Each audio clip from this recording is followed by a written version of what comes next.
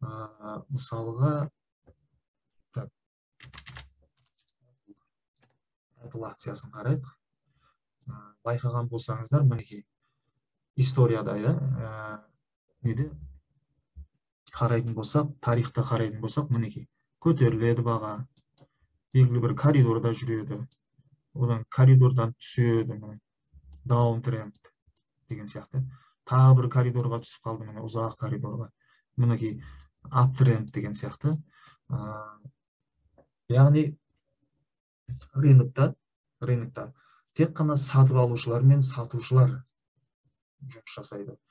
Сатып алушылар, алдыңғы сабақтарда айтқандай, сатып алушылар басымдық көрсететін болса, көп болатын болса, ол баға жоғары қарай жүреді. Ал егерде сатушылар басымдық көрсетсе, ол баға төмен түседі деген сөз. Көптеген мысалдар бар, миллион мысал келтіруге болады. Мінекей мына коридорда даунтрендпен келе жатыр моментінде, қазір қысқа мерзімді де, бірақ ұзақ мерзімді де аптренд келе жатыр. Ал қысқа мерзімді де мына жерде даунтренд, осы жерде мына коррекция коридордан мінекей мына жерде өсу байқалып жатыр. Міне осы жерден бастап, осы жерден біз сатып алу нүктесі болады деген сияқты. Бұл бойынша тереңірек келесі сабақтарда тағы да айтылатын болады. Байқаған болсаңыздар, мінекей сатып алу, сату, сатып алу, сату. Мысалға, не үшін коррекция жүреді мына жерде?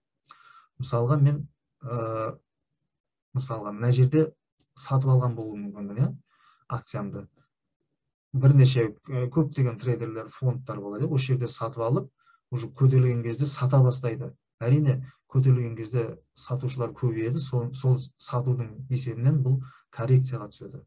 Баға түседі деген сөз. Қайтадан мына жерде сатып алынады. Сатқан кезде кішкене түседі. Бірақ жалпы фон өсу трендімен кетіп бара жатыр. Көптеген мысалдарды келтіруге болады. Айтқанымдай, мысалға басқа акцияларды қарайтын болсақ та, мына жерде енді ұзақ мерзімді бір коридорда жүр ғой. Коридорда жүр, бірақ оның арасында мінекей аптренд тұр. Даунтренд мінекей. Ұзын коридор.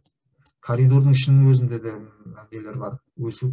Коридордың ішінде де өсу түсулер бар, диапазонның ішінде.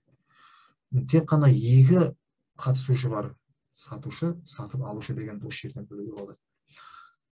Тағы бір мысал, кез келген графикті ашсақ, мінекей. Қазіргі уақытта мына жерде аптренд келе жатыр. Жалпы бірақ ұзақ мерзімді глобалды айтатын болсақ, даунтренд, глобальный ой енді инвесторларға тиімді болады жұмыс істеуге. Ал біздікі мысалға дей трейдинг дегеніміз, ол күнделікті сауда істеу, күніге позицияны ашып жауып тастау деген сөз. Мына жерде міне аптренд келе жатыр деген сияқты. Осындай мысалдар көп. Визуально қарау керек, индикаторларды пайдаланады. Индикаторлар емес, визуально өзің шынайы қарап, анализ жасаған дұрыс болады.